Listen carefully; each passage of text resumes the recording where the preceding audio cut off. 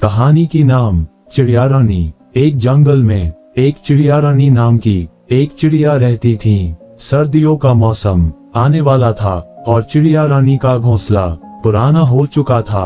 उसने सोचा, चलो एक नया घोंसला बनाते हैं ताकि ठंड के दिनों में कोई दिक्कत न हो। अगली सुबह वो उठी और पास के एक खेत से चुन चुन कर तिनके लाने लगी।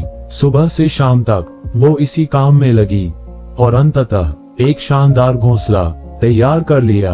पर पुराने घोंसले से अत्यधिक लगाव होने के कारण उसने सोचा, चलो आज एक आखिरी रात उसी में सो लेते हैं और कल से नए घोंसले में अपना आशियाना बनाएंगे। रात में चिड़िया रानी वही सो गई। अगली सुबह उठते ही वो अपने नए घोंसले की तरफ उड़ी, पर जैसे ही वो वहां पहुंची उसकी आंखें फटी की फटी रही गईं।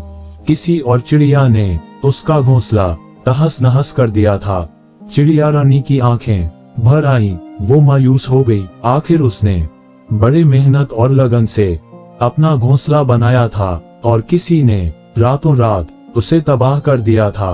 पर अगले ही पल कुछ अजीब हुआ। उसने गहरी सांस ली, हल्का सा मुस्कुराई और एक बार फिर उस खेत से जाकर तिनके चुनने लगी। उस दिन की तरह आज भी उसने सुबह से शाम तक मेहनत की और एक बार फिर एक नया और बेहतर घोंसला तैयार कर लिया और फिर वह मजे से उस नए घोंसले में रहने लगी।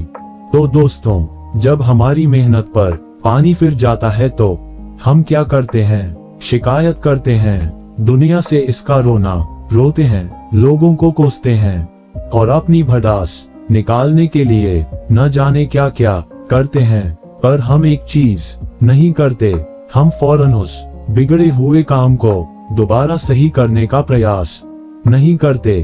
और चिड़िया रानी की ये छोटी सी कहानी हमें ठीक यही करने की सीख देती है। घोंसला उजड़ जाने के बाद वो चाहती तो अपनी सारी ऊर्जा औरों से लड़ने, शिकायत करने और बदला लेने का सोचने में लगा देती, पर उसने ऐसा नहीं किया, बल्कि उसी ऊर्जा से फिर से एक नया घोंसला तैयार कर लिया। जब हमारे साथ कुछ बहुत बुरा हो तो हम न्याय पाने का प्रयास जरूर करें, पर साथ ही ध्यान रखें कि कहीं हम अपनी सारी ताकत तनाव, गुस्से और शिकायत में ही न गंवा दें। ऐसा करना हमें कहीं ज्यादा नुकसान पहुंचा सकता है। और मैं तो ये भी कहूंगा कि अगर कोई बहुत बड़ी बात न हुई हो तो उसे अनदेखा करते हुए अपने काम में पुनः लग जाएं, क्योंकि बड़े काम करने के लिए ये जिंदगी छोटी है, इसे बेकार की चीजों में नहीं गंवाया जाना चाहिए। धन्यवाद।